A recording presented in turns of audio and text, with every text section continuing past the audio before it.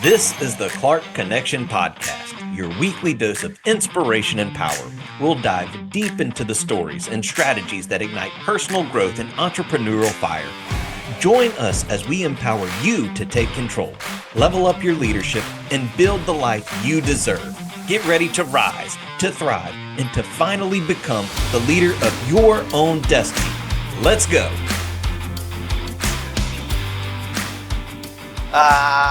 Welcome to the Clark Connection Podcast. It is great to be with you here.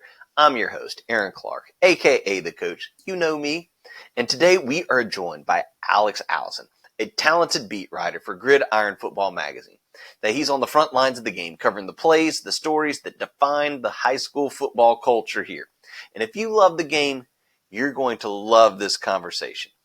But before we jump into that, gotta give a quick shout out to my sponsors, Bobby with the Comfy Quest LLC, Andrew with Automate Integrate Professional Services, Wayne with 7K Metals, Chris and Jess with C&J Embroideries, and Joseph with Landscape Kings. Look, hit them up, all their contact information, it's listed below.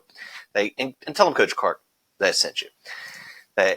Next, if you're looking to connect with me, this could be for you, a friend, family, event, whatever. They're looking for some one-on-one coaching. It could be for an event or training for your group. Hit me up at Coach_A_Clark on all social media or via my website, CoachAClark.com. Again, all of that, it's listed below. Hit me up.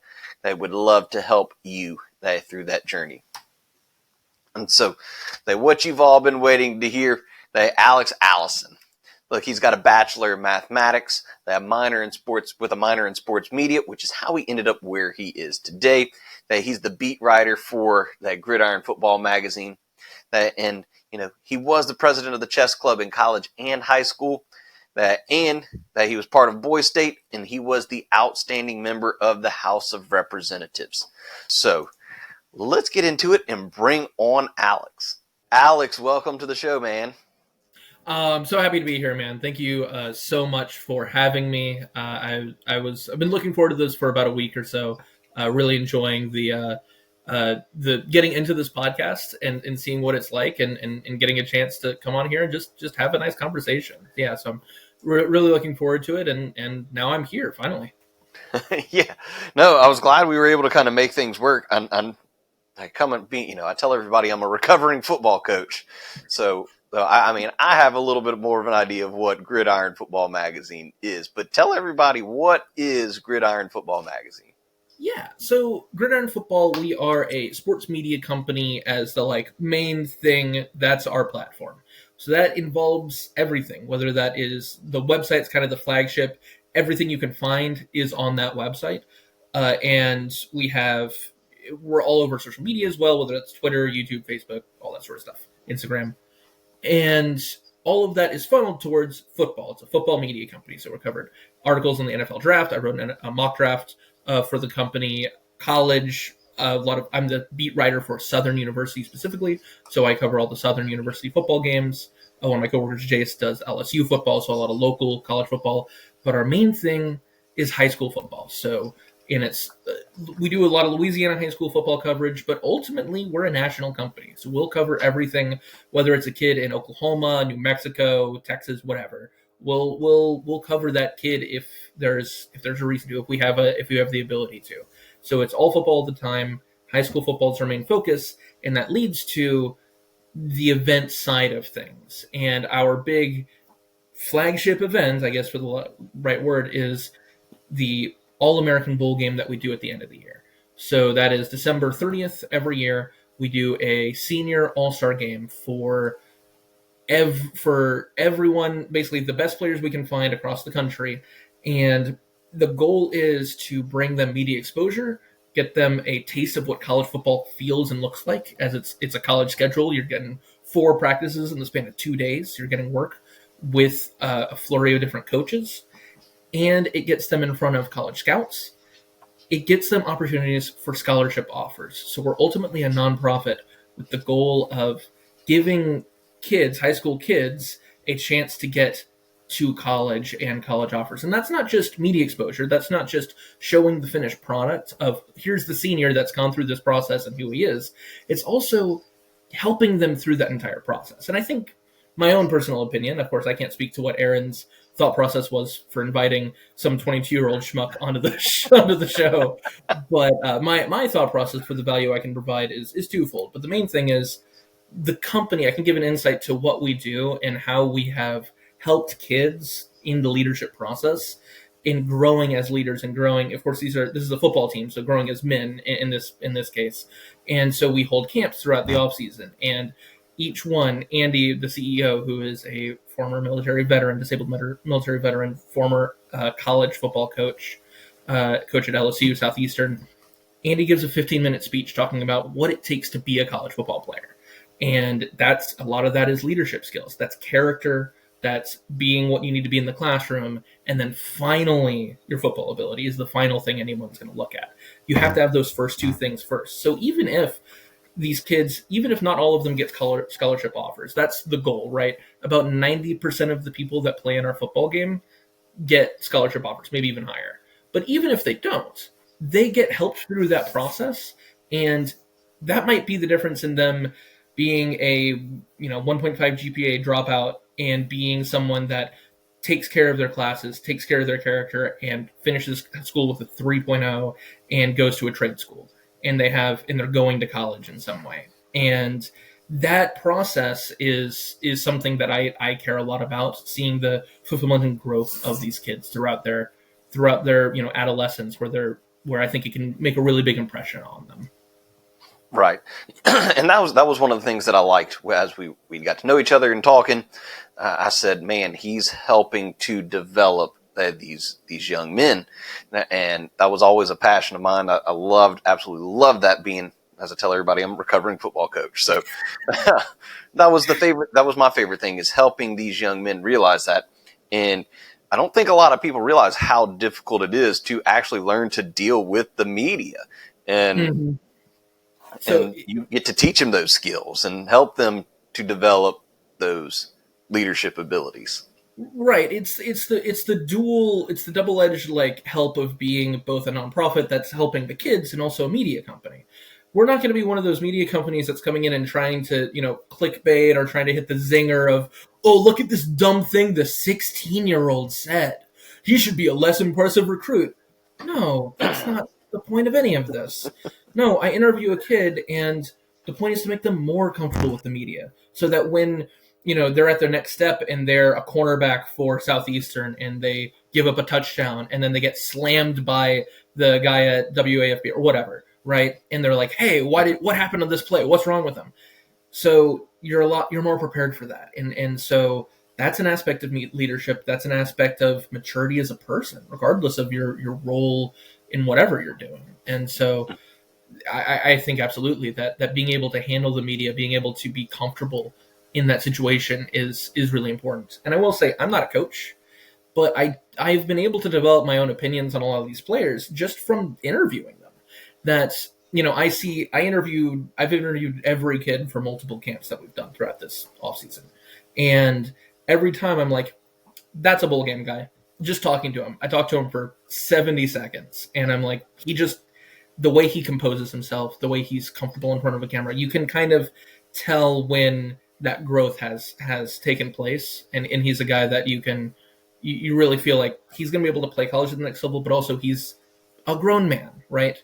That is, and again, that part of that's leadership, but also it's just maturity is a big thing that we try to focus on.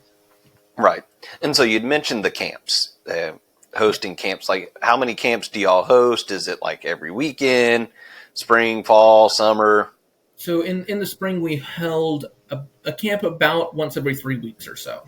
Throughout the summer, we did one we held a tournament, which was a little bit different, a 7-on-7 tournament in February, but we did one at the beginning of March, and then at the end of March, 2 in April. We're only going to do one whenever this comes out. We're doing one in May, and we might, this is tentative, we might have like this long camp series where we just churn out a bunch of them in June. But that's a little bit, we're going to see how that ends up going. We're definitely going to do one in June, or have done one in June, depending on whenever this comes out. One is being done in June at a college, actually, at Louisiana Christian.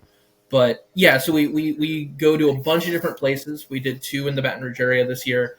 We go to Shreveport. We go to East Texas. We're going to go to Mississippi, Florida, a bunch of different places throughout the state and throughout the region that we can reasonably drive to.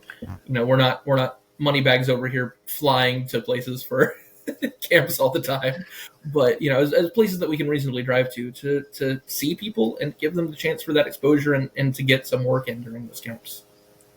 Yeah, and just having it in the different areas. So that was one of my questions after you were talking. So going to Shreveport, Baton Rouge, New Orleans, Lafayette, Lake Charles, those areas, really trying to give as much exposure. About how many kids, though, do you think are actually at your camps? We get, the number varies. I would say we average about 50 or so kids per camp. The first camp we had this year in Gonzales, in Baton Rouge, had about 100 kids at it. So it was the biggest camp I saw. It was really happy with that turnout. It was an awesome camp. Some of the, and this is our central base, so it makes a little bit of sense. Yeah. But yeah, we get 50-ish at most camps. No, and I was about to say 50 is a good number to have. And it gives some good quality time for the players. Are they getting it with like if so, as a defensive back, would I be working with defensive back coaches, or would it just be like, all right, hey, we're going to get out here and play? It's interesting. One of the first off, I want to start by answering, yes, you do get that work. You get, so the brief snapshot of what a camp looks like. You sign in, you register, you get an interview with me or one of the beat writers at the company. We do an interview with them, pretty quick interview, because I have to interview everyone at the camp, right? I'm not going to talk to everyone for 5, 10, not going to do a podcast with 50 people. But interview everyone, and then you get the speech from Andy, our CEO, and then you get stretch, do a combine, so we get recorded numbers, the standardized test of football, 40, shuttle, broad jump. Then you get into basically a practice. You do position drills based on whatever position you play. DBs would get DB drills by a DB coach. O-line, D-line, quarterback, whatever position you play, you'd get position drills for 15, 20 minutes. Then you would get, competition. So that's wide receivers versus DBs, eventually to 7-on-7, trench warfare, we call it, right? O-line versus D-line, one-on-ones. And we'd have a fun game at the end where they basically play tug of war, a tire pull challenge. Okay. And the thing I really appreciate about the camp, it's sort of unfortunate. We'd love to be bigger, right? We'd love to be able to reach out to more kids. But I was asked this question the first camp I ever went to, which was, what do we need to do in order to get 500 kids at one of these camps? And I thought about it, and I think the answer is, I don't know if we could. I mean, I would love to have 500 kids at a camp, but there is something really valuable about the number that we get, right? About 50, 60, 70 kids, where it's enough to reach a bunch of different people, but it also means that each kid's gonna get a chance to be seen and a chance to get work in. You go to one of these camps that's like a big name college or whatever, and you're like, oh yeah, and I'm gonna get seen, and there are 300 kids at the camp. And you get 2 reps, right? Or whatever. And you're not gonna have that problem here. You're gonna get real work in. You're gonna get your money's worth. You're gonna get a true product that's gonna help you or your son, if you're the parent that's deciding whether or not to go one of these. That is the real, it's gonna be worth it. They're gonna get a lot of help, both from the media side, leadership maturity, and also actually getting football work in at the end of the day. And I think that's what I think is the most valuable, is like you said, if it's anywhere from 50 to 100, you're going to get good quality work with whoever is there. Because I remember, like you said, whenever I was coming through, it was like, all right, we go to the LSU camp, and we go to the Nichols camp, and we go to the LA Tech camp, and you'd show up at LSU. I think that if there were less than 1,000 kids there, I'm lying. It's just massive, and they had to break you up into groups of all right, these guys are the Tigers, these are the gold group, this the purple group, this the white group, and you knew, dang, if I'm not in the Tigers or the gold group, I ain't got a shot. So the John Mulaney bit, you had 2 different math groups, the Blue Angels and Group 2. So no, and it's the same thing. I had the same experience. I didn't I didn't take football. I didn't take it as like a potential college option when I was a kid. But when I was like 12 or so, I did go to like an all-star camp and went to like one of these camps. It was a good camp, but the accessibility is something I really appreciate about this. Because the camp I went to as a kid was like 4 days long, and I don't know how much it cost, but it was way more expensive than this. Our camps are one morning, 10 a.m. to 1 p.m., and it's enough time to get work in, but it's only a Saturday morning, so you don't have to work around the summer or a break or something and try to make sure everything works for everyone. It's a lot easier. It's a lot more accessible for more people. Right. And then the other thing I think that's cool, like you were saying, is having the ability to give. So like you get all those stats and the data, and it makes it just one-stop shop for a coach to come in. All right, let me see what did this kid do? Oh, he's at that camp. All right. Mm-hmm. So they already have an idea. I like it. Yeah, it's one thing, we give out, especially for the bowl game, we give that out to like however many thousands actually of college coaches that get access to that information of everything about the kid. And yeah, a lot of it is the statistical. How was his season, height, weight, that sort of stuff. But a lot of it is also, what was his GPA? What was his, the stuff off the field, right? But at the camps, it's the same thing. We get, that standardized test. We get to see all of the shuttle times, all of the 40 times, all of the broad jumps, and see how they stack up. And so being able to compare that, especially from camp to camp, because sometimes your eyes aren't always going to tell you, getting that hard information, those statistics to, confirm what your eyes are telling you can be really helpful especially across days. Right. And so guys, if you found this valuable so far, right below, hit that like, subscribe, follow button. They drop us a comment. Leave us a football emoji, man. We're talking about football, America's favorite sport. They drop a comment, something along those lines.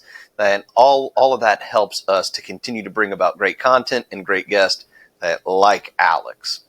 And so you were talking about the camp and the bowl game. So I wanted to pull up. I know you gave me some pictures. I'm gonna share the screen. Oh, yeah. Just to kind of talk a little bit about some of the bowl game and all that stuff. All right. Yeah. I think it's up. So, yeah, it's a good thing we have a time limit. I could just talk about this for hours, to be honest. But yeah, so I'll just briefly talk about those pictures. So the top left picture is from, I believe, the Shreveport camp this year. One of the camps, that's Marcus Randall, who, if you're a longtime LSU fan, if you've ever watched the Bluegrass Miracle, and you're Randall launches it deep. I forgot the exact call, but Randall throws the pass. That's Marcus Randall, yes. Bluegrass Miracle quarterback, COO of the company. I see him probably once a week in the company. I see him decently often. He comes to the camps. He talks at the camps. He coaches the quarterbacks at the camps. And we get to see just a picture of what it looks like, right? What the gathering at the end of the camps looks like. Great guy, too. Great guy. Absolutely. Got to coach against him while him and his brother were at Scotlandville. So, yeah, great guys. Yeah. Great guys.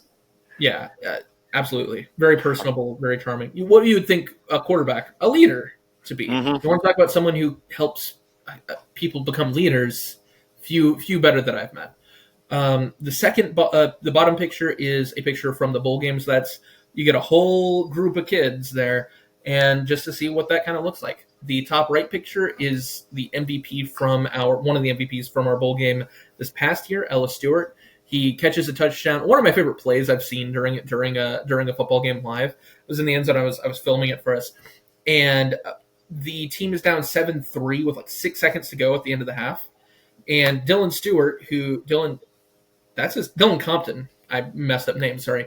Dylan Compton, who is now going to be playing at Southern, actually. So any Southern fans watching this, you'll see him in a few years, hopefully. Dylan Compton passes up Navy to go to Southern, by the way. Anyway, Dylan Compton loads up down 7-3, 6 seconds left, in field goal range. Great kicker. Dude booted it from 45 earlier in the game. Great kicker. And instead throws a pass over the middle to Ellis Stewart, who also caught the game-winning touchdown pass for Cecilia in the state championship this year. Throws it to Ellis Stewart, and if Stewart catches it, hits contact, if he goes down, they run out of time. There's 1 second on the clock.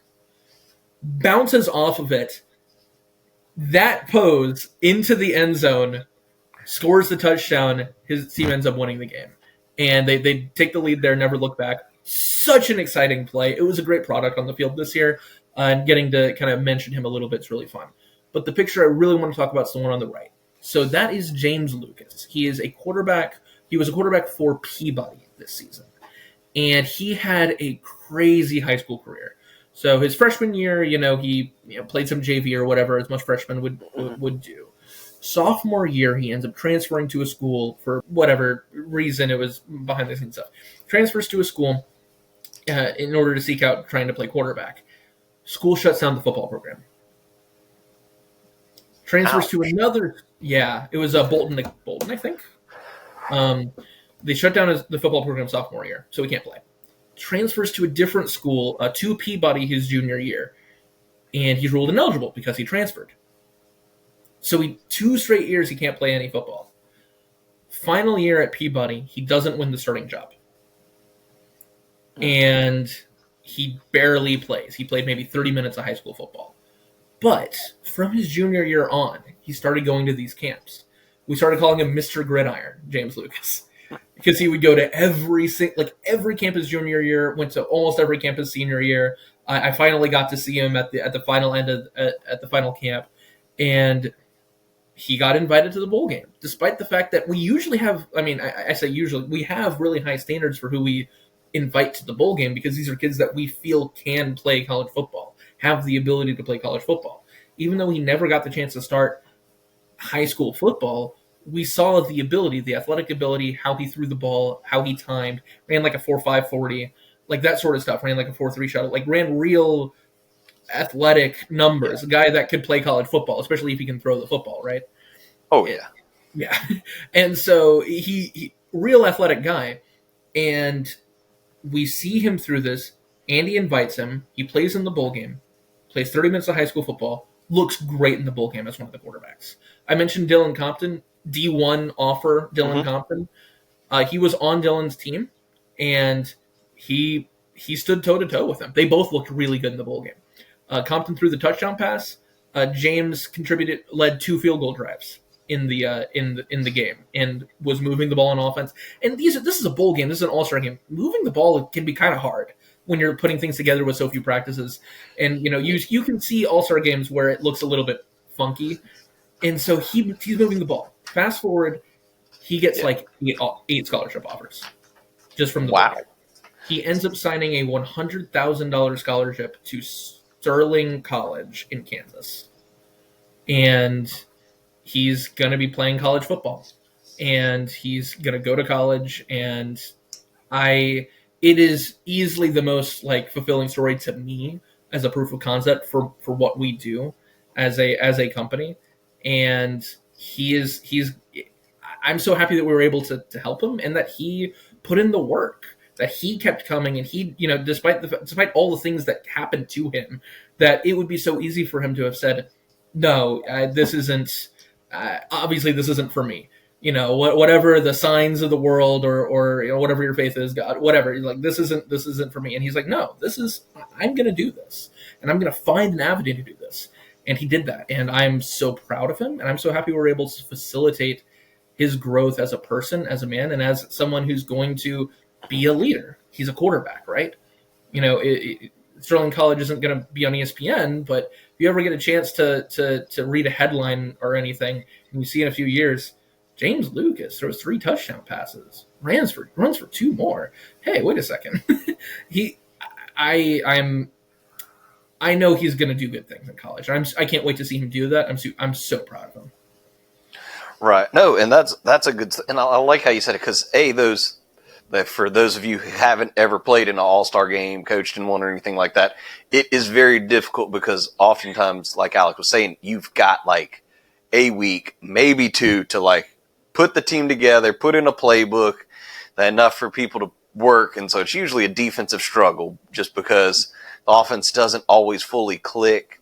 And then talking about, I like he was able to persevere through all the different adversity, and those are the options that you have, and that's what I love what y'all are doing, because it gives those young men the ability to, I believe I can play. Let me keep going. Let me go show up to these camps. Somebody's going to take a shot on me, and if you keep working at whatever it is that you're doing, it's going to come through. It's not. It's just a matter of time. You just got to keep going.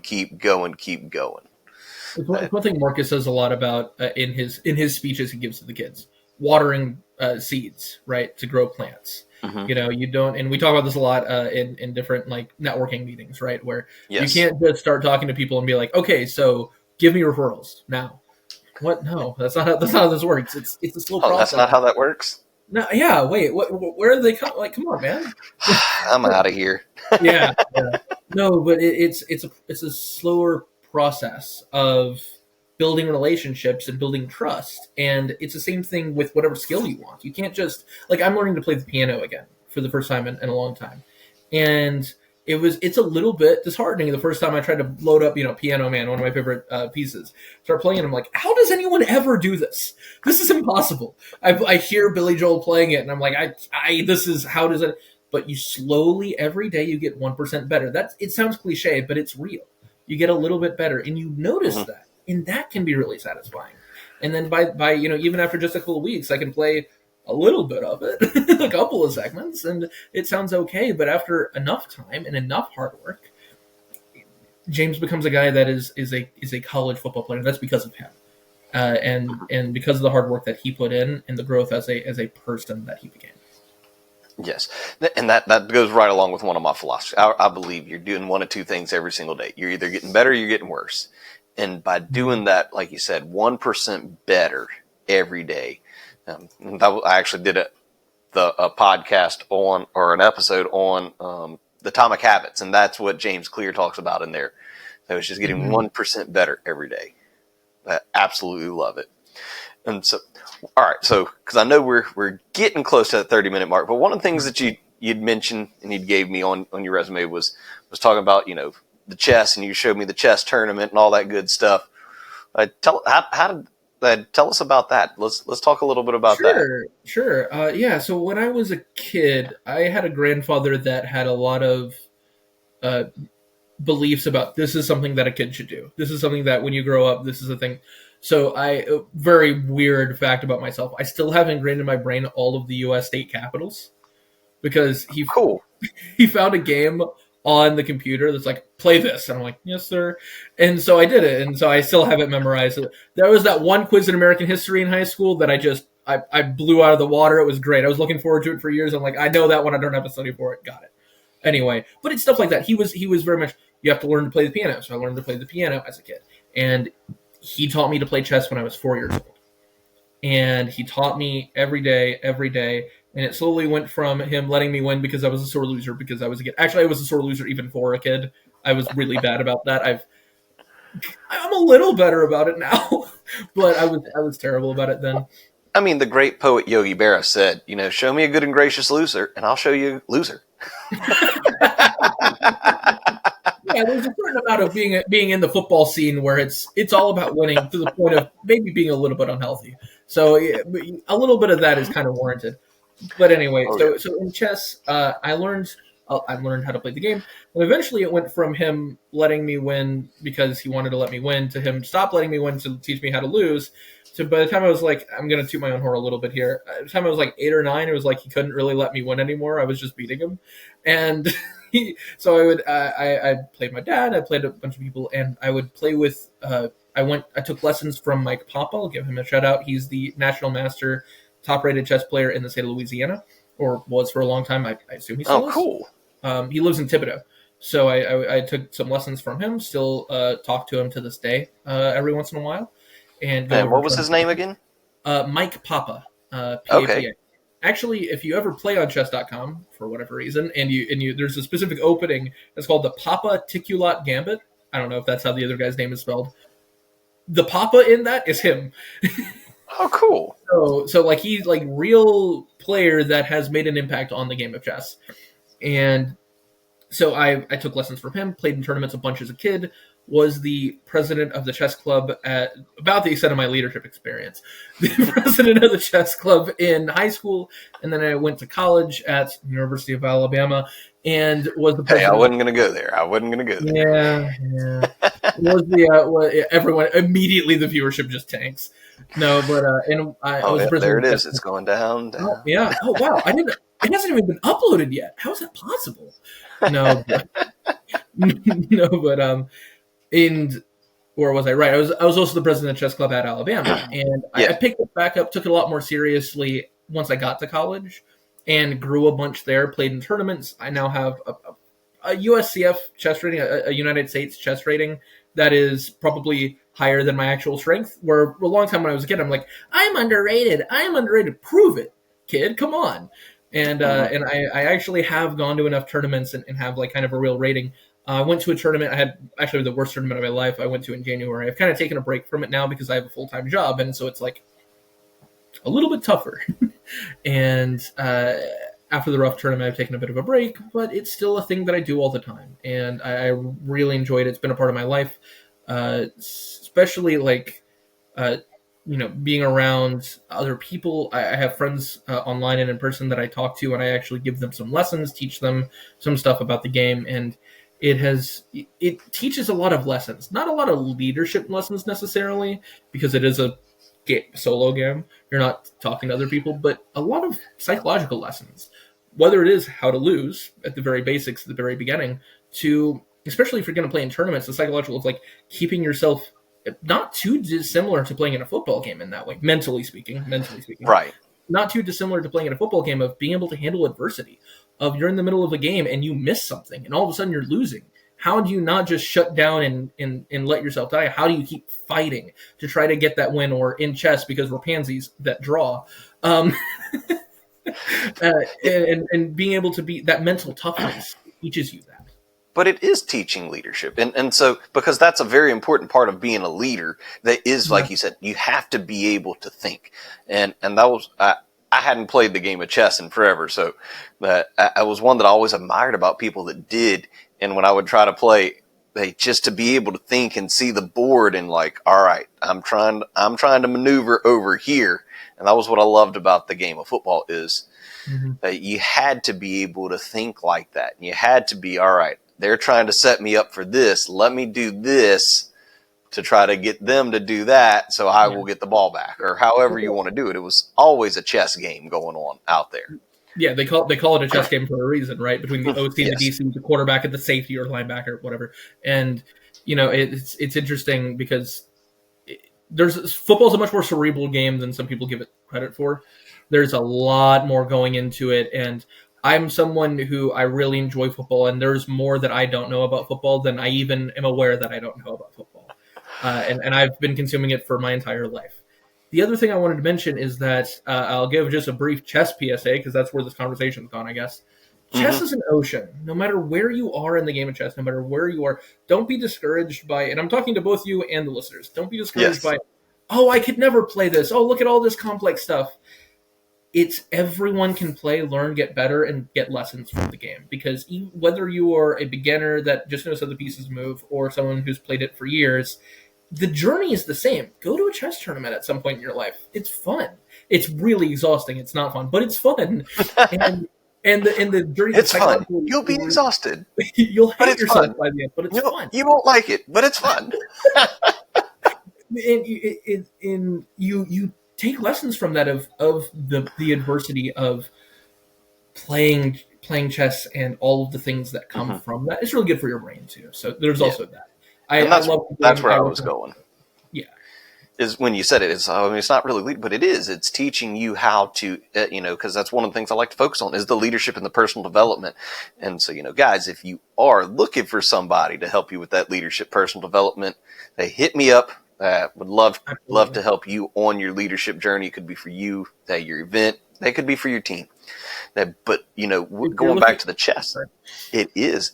You're thinking, because as the leader, you've got to constantly be thinking, all right, I've got all of my pieces. Like, how did I put pieces in every single corner and nobody's got, it calls you to reevaluate and figure out, how do I move to get it however we want. So it is definitely a lot of. Yeah. If you're looking for leadership and development, talk to Aaron. If you're looking to learn to play chess, I'm here. No, but yes, don't call me about learning how to play chess. Blind leading the blind. We got this. No, but I think with chess, it's actually an interesting way of thinking about it. There are some people, and I will sometimes do this, that kind of little bit unhinged of like when you're sitting there and it's not your move of like talking to your pieces in your head. So you're like, okay, well, this bishop, this isn't very well situated. Where do you want to be, bishop? Okay, you want to be over here. Let me think about a plan to do that. But in that way, in a kind of maybe mentally unhealthy way, it is a relationship between you, the leader, and your pieces, right? Of understanding where they need to be. And yeah, ultimately that is a skill that if you also develop the personal skills, that's a skill that can translate to being a really good leader. Absolutely. Right. And so as we're winding down, one that a couple that I always love to ask, because I believe all leaders are readers. Not all readers are leaders, but all leaders are readers.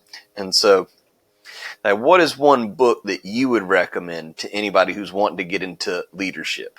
So this is where I will begin by saying I think my own personal perspective on being a leader is really limited, and I still have a lot of room to grow for this on that perspective because I am not an avid book reader. I need to read more. So I'm going to recommend a book I haven't read, but I have consumed content about the book. I've listened to a podcast from the author talking about the book, and I should read it at some point, and you should too. It's called How to Decide, Simple Tools for Making Better Choices by Annie Duke. And it's all about decision-making, and that's a large part of leadership, right? The decision-making process of everything. Everything is decision. Hell, chess is a series of decisions. It's learning how to make decisions. And she talks about a lot of different great stuff in that book, assuming that she talked about the same stuff as she did in the podcast. But whether that's like results-oriented thinking or breaking it down into its simplest parts or avoiding analysis paralysis, who are, the more I talk myself into those, the more I think about all these things that I address while I'm playing chess games. Anyway, but yeah, she talks about a whole bunch of different stuff in regards to making decisions that I think are really important, really useful, whether you're a leader or just a reader, quote unquote, that everyone makes decisions. Everyone has to make decisions at some point in their life, as whether it's as simple as what are you going to eat for dinner, or whether it's what kind of car to buy or what kind of college to go to. They're all decisions in being better at making them and how to allocate your resources for making them as efficiently and as effectively as possible. Highly recommend that book for being able to do that. Being able to do that better, being able to improve at doing that. Yeah, no doubt. And I put that down. That's one, I've added it to my Amazon wish list. I got to keep that growing. And that's one I love. I love that you guys get to share that with me because it then adds, and so my collection starts growing as well. And so you'd mentioned another one that you'd wanted to talk about that your grandfather wrote. Yeah. So, another common question I know you ask is like, what's the book you've last read? Yes. Right. This is a book that I'm still currently reading, but I think it's close enough. This is, written by my grandfather. And so a little bit of personal information about myself. The tag plan, I actually have it right here. The tag plan, it's backwards on here, but whatever. By Jim Witten. Sharing. Yeah. The tag plan.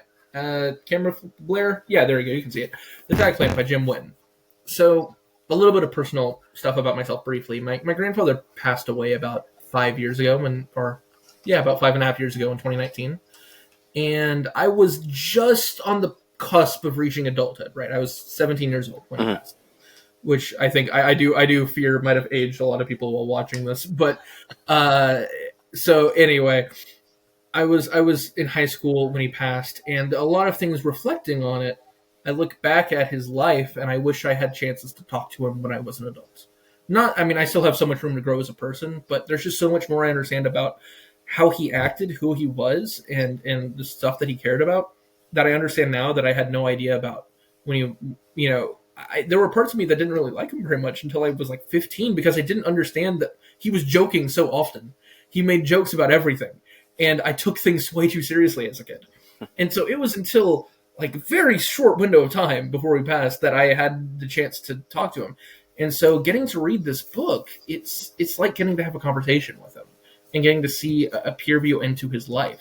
And it's also, the book itself is a fictional tale that is loosely based off of his life, that is loosely autobiographical.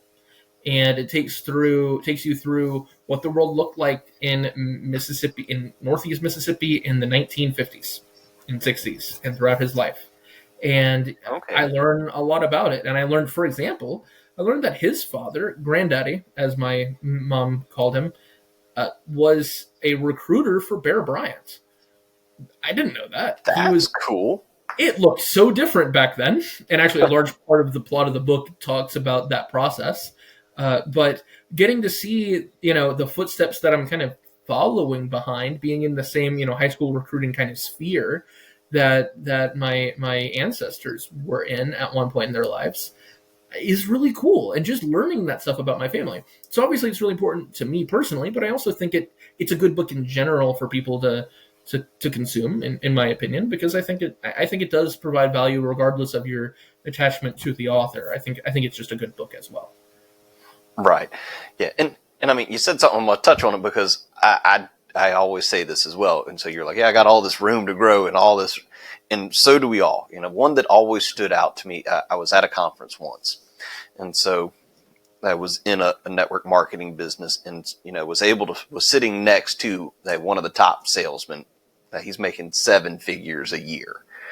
And we're over there and they've got this person up there talking and he's over there. He's taking notes. Tyson's taking notes. He's taking notes. He's taking notes. And me and my buddy were sitting there and he's like, Aaron, are you watching this? And I said, yeah, I'm watching this. Like, what does this guy have to teach him? And what else does he have to learn? And so afterwards we're like, hey, can we ask you a question? He's like, yeah, what's going on? We were like, dude, we see you over there. You're taking notes. You're your top income earner. What's up? And he goes, what you don't know is I'm not good enough. My team needs me to be better. And so I have to get better. And so that's what I'll tell everybody is don't accept, this is where no, you've got to get better. I'll tell my team the same thing. Mr. Aaron, why are you always reading? We always catch you with this. We always catch you looking at that. That's because I've got to get better. My team deserves better. And so, yeah, don't like, I didn't get enough. Hey, own that. And yep, I'm getting better.